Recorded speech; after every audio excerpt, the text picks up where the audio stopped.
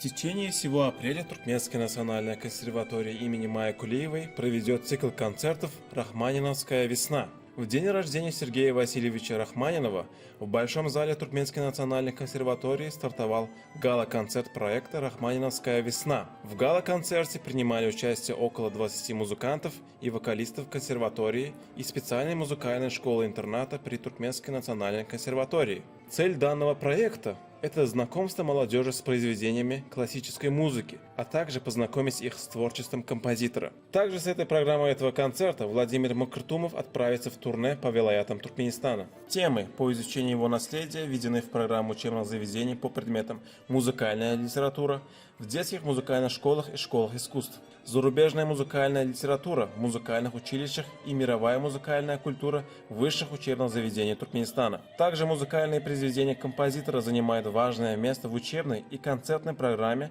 по направлению специальное фортепиано для пианистов-исполнителей и общее фортепиано для исполнительских факультетов. Это самая сложная музыка для исполнителя. Она такая глубокая, что философски к ней нужно подходить.